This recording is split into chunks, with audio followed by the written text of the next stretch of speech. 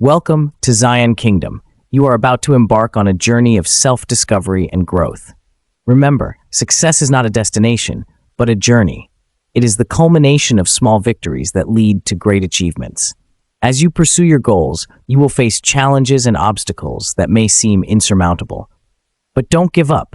Keep pushing forward, and you will find that you are closer to success than you think. Remember, our greatest weakness lies in giving up. The most certain way to succeed is always to try just one more time. I have not failed. I've just found 10,000 ways that won't work. Success is not final. Failure is not fatal. It is the courage to continue that counts. Never give up on something that you can't go a day without thinking about. The greatest glory in living lies not in never falling, but in rising every time we fall. It does not matter how slowly you go, as long as you do not stop. Believe you can, and you're halfway there. You are never too old to set another goal or to dream a new dream. If you can't fly, then run. If you can't run, then walk. If you can't walk, then crawl. But whatever you do, you have to keep moving forward. The only way to do great work is to love what you do. If you haven't found it yet, keep looking. Don't settle. As with all matters of the heart, you'll know when you find it. So keep going, and don't let anything stand in your way. You got this. The Bible is full of encouragement for those who are struggling. It teaches that we should not give up on our goals, no matter how difficult they may seem. In fact, the Bible says that we should never give up on God or on ourselves. We are reminded that God loves us and wants us to live life to the full. God's plan is to prosper us and not to harm us. If we're struggling in life, we should not give up. There are better things yet to come. While there are many things that demand our time and attention that we should leave behind, such as unhealthy relationships, jobs, and habits, it's also important to keep fighting for what is good and right. We should fight for our success, fight for our marriage, fight for our kids, fight for our health. We should not give up.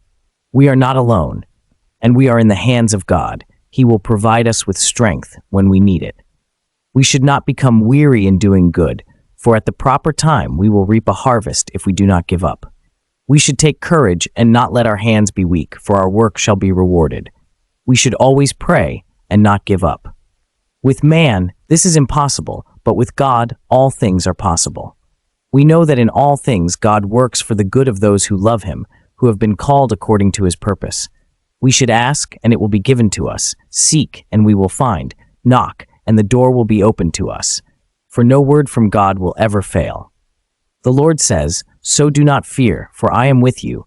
Do not be dismayed, for I am your God. I will strengthen you and help you. I will uphold you with my righteous right hand." The Bible is also full of stories of people who refused to give up, even when the odds were against them. Here are some of the most inspiring stories of not giving up in the Bible. Job 1. Righteous man who faced unimaginable suffering but refused to give up on his faith. Despite losing everything he had, including his family and his wealth, he remained steadfast in his belief that God was just and righteous. In the end, his faith was rewarded when God restored everything he had lost and more. Hannah desperately wanted a child but was unable to conceive. Despite facing ridicule and criticism from those around her, she refused to give up on her dream of becoming a mother. Her faith and perseverance were rewarded when she gave birth to a son, Samuel, who would go on to become a great prophet. Prophet Nehemiah, who faced many obstacles when he set out to rebuild the walls of Jerusalem. Despite facing opposition from his enemies and even his own people, he refused to give up on his mission. Through his determination and faith, he was able to complete the task and restore the city to its former glory. We are told of the woman with the issue of blood who had been suffering from a chronic illness for many years. Despite seeking medical help and spending all her money, she was unable to find a cure.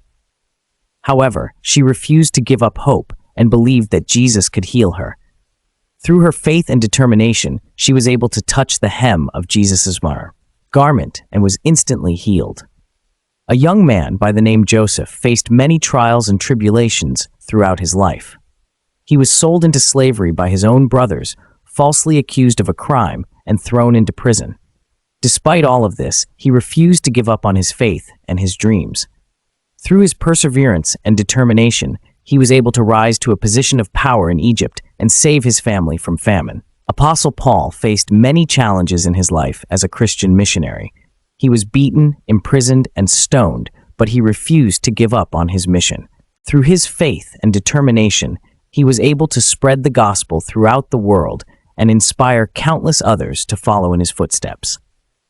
Through these stories, it is clear that God does not wish we avoid challenges, but he has promised he will be with us till the very end, even when we walk through the valley of the shadow of death.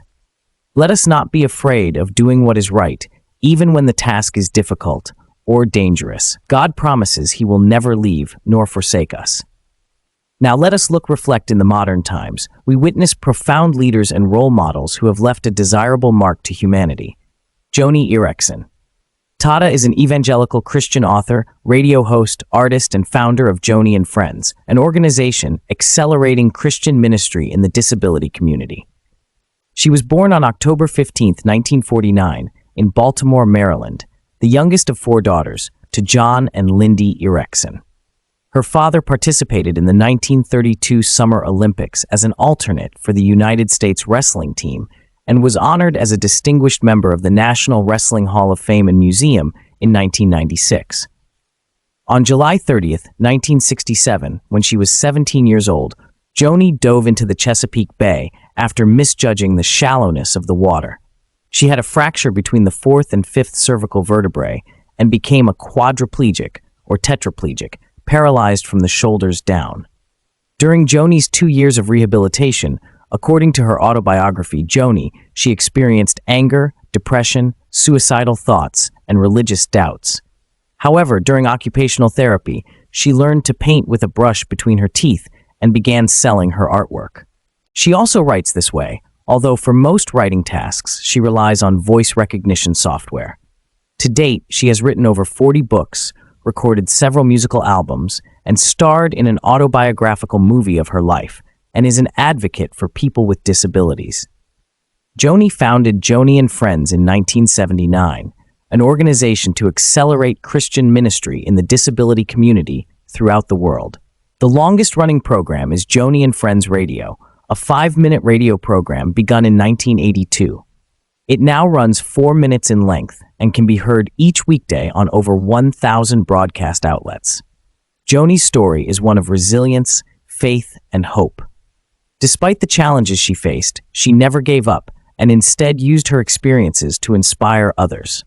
Her work with Joni and Friends has helped countless people with disabilities around the world, and her advocacy has brought attention to the needs of this often overlooked community. Joni's story is a testament to the power of faith and the human spirit, and it continues to inspire people today. What is your excuse? Even disability is not an excuse. Get up and get going, your destiny awaits. Eric Liddell was a Scottish sprinter, rugby player, and Christian missionary.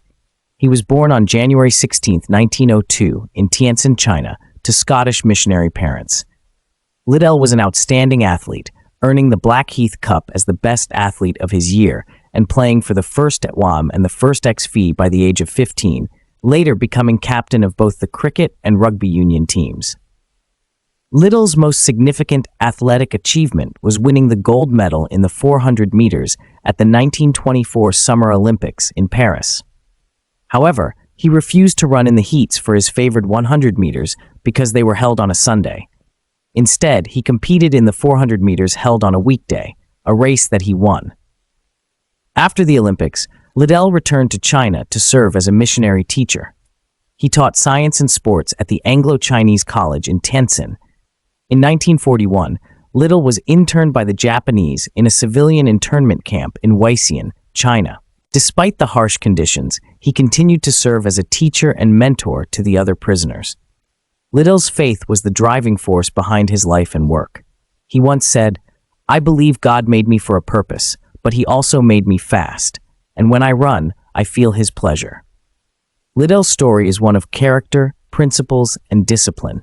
Not even government policy or yearning for fame would deter him pursuing and sharing his faith with others. Cornelia Arnolda Johanna Corrie ten Boom was a Dutch watchmaker and Christian writer who, along with her family, helped many Jewish people escape from the Nazis during the Holocaust in World War II by hiding them in her home.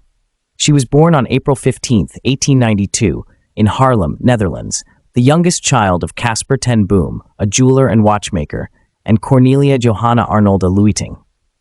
Ten Boom's most famous book, The Hiding Place, is a biography that recounts the story of her family's efforts and how she found and shared hope in God while she was imprisoned at the Ravensbrück concentration camp. Ten Boom's faith was the driving force behind her life and work. She once said, "You can never learn that Christ is all you need until Christ is all you have." The selfless acts by Corrie and her family acts as a wake-up call. What goals are you setting in life? Are they for personal selfish gain? If so, make a U-turn. Dream bigger goals of serving humanity, the most vulnerable in the society.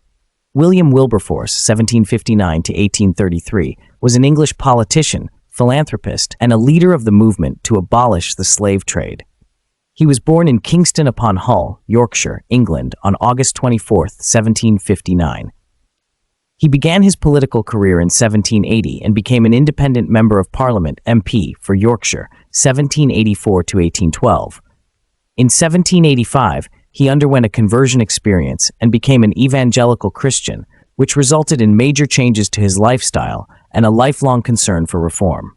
In 1787, Wilberforce came into contact with Thomas Clarkson and a group of activists against the slave trade, including Granville Sharp, Hannah More, and Charles Middleton.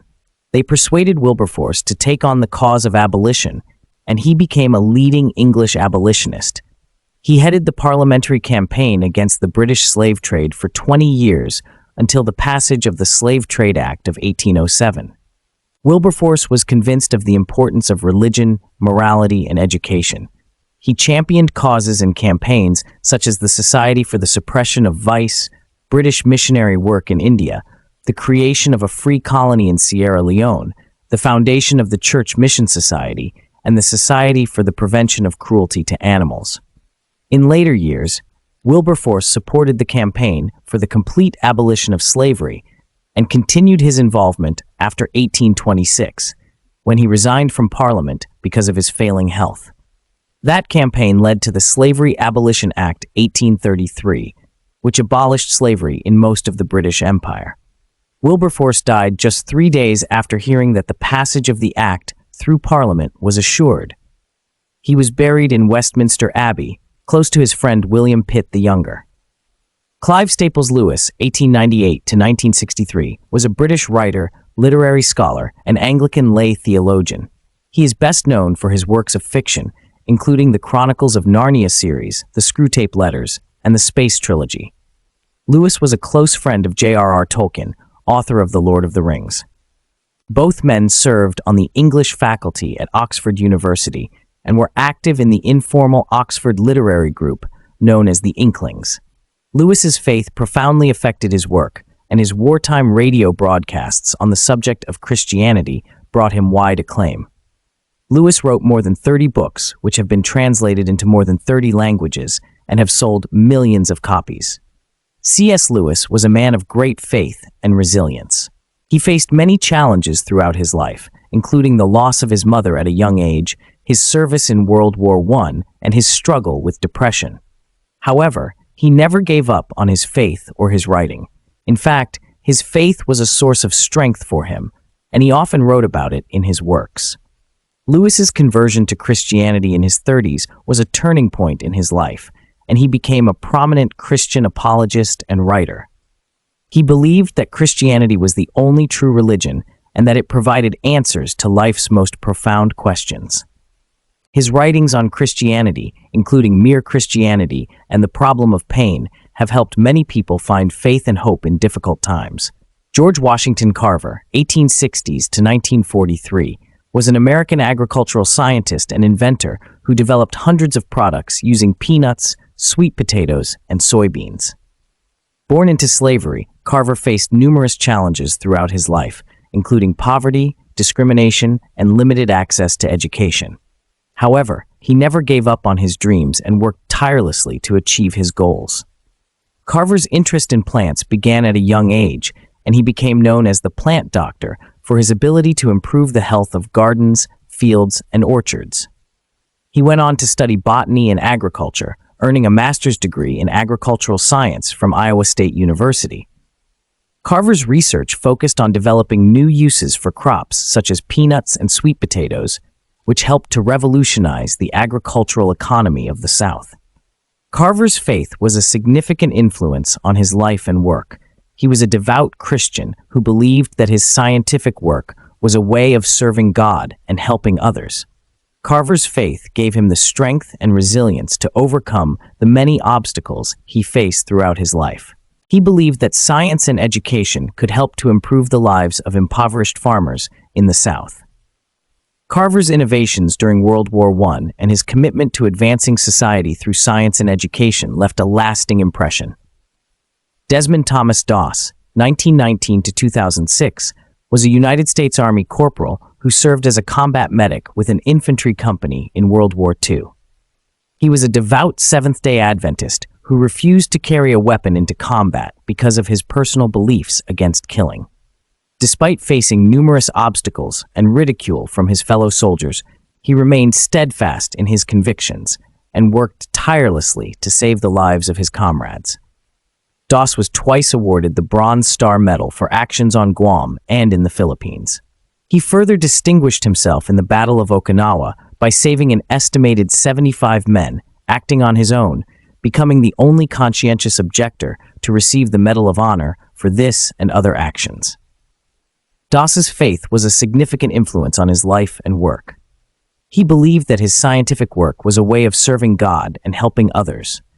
His faith gave him the strength and resilience to overcome the many obstacles he faced throughout his life. He believed that science and education could help to improve the lives of impoverished farmers in the South. Doss's innovations during World War I and his commitment to advancing society through science and education left a lasting impression. David Livingstone, 1813 to 1873, was a Scottish missionary and explorer who exercised a formative influence on Western attitudes toward Africa. Born into poverty, Livingstone faced numerous challenges throughout his life, including limited access to education and financial resources. However, he never gave up on his dreams and worked tirelessly to achieve his goals. Livingstone's faith was a significant influence on his life and work. He was a devout Christian who believed that his scientific work was a way of serving God and helping others. His faith gave him the strength and resilience to overcome the many obstacles he faced throughout his life. Livingstone's innovations during his expeditions in Africa and his commitment to advancing society through science and education left a lasting impression. Livingstone's initial motivation was missionary work, but in time he became determined to end the slave trade entirely and saw Christianity and an expanding economy as a means to achieve this goal.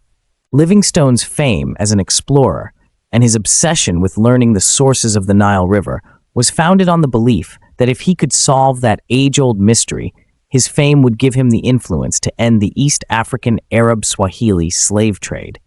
Martin Luther King Jr. was an American Baptist minister, activist, and political philosopher who was one of the most prominent leaders in the civil rights movement from 1955 until his assassination in 1968. He was born Michael King Jr. on January 15, 1929, in Atlanta, Georgia, U.S. King advanced civil rights for people of color in the United States through nonviolence and civil disobedience. He led targeted, nonviolent resistance against Jim Crow laws and other forms of discrimination in the United States. King participated in and led marches for the right to vote, desegregation, labor rights, and other civil rights. He oversaw the 1955 Montgomery bus boycott and later became the first president of the Southern Christian Leadership Conference, SCLC. King was one of the leaders of the 1963 March on Washington, where he delivered his "I Have a Dream" speech on the steps of the Lincoln Memorial. King was awarded the Nobel Peace Prize in 1964. His legacy continues to inspire people around the world to fight for justice and equality. King's unwavering commitment to the fight for justice and equality is a testament to the power of nonviolent resistance and civil disobedience. His vision and determination continue to inspire people to this day. As he once said, darkness cannot drive out darkness. Only light can do that. Hate cannot drive out hate. Only love can do that. This quote is a powerful reminder that we must always strive to be a force for good in the world, even in the face of adversity. King also believed that the ultimate measure of a man is not where he stands in moments of comfort and convenience, but where he stands at times of challenge and controversy. This quote is a call to action, urging us to stand up for what we believe in, even when it's difficult. Injustice anywhere is a threat to justice everywhere. This quote is a reminder that we must always be vigilant in the fight for justice and equality, and that we must never turn a blind eye to injustice. Our lives begin to end the day we become silent about things that matter. This quote is a powerful reminder that we must always speak out against injustice and stand up for what we believe in. Finally, Luther's famous "I have a dream" speech is a powerful reminder of the importance of hope and perseverance. As he said, "I have a dream that my 4 little children will one day live in a nation where they will not be judged by the color of their skin, but by the content of their character." This quote is a call to action, urging us to work towards a better future for all people, regardless of their race, gender, or background. Barack Obama rose to become the first African-American president of the United States, fulfilling the dream of Martin Luther. Obama's popular quote, "Yes, we can," should inspire us to chase that which seems impossible, because with God, all things are possible. No matter how tough the goal seems, with determination, you will make it. Many of life's failures are people who did not realize how close they were to success when they gave up. A lesson from Paul: let's rejoice when facing challenges, because we gain character which gives us hope. Our struggles can help us grow stronger and more resilient, and ultimately lead us to a better place. So, if you're going through a tough time right now, remember that it won't last forever.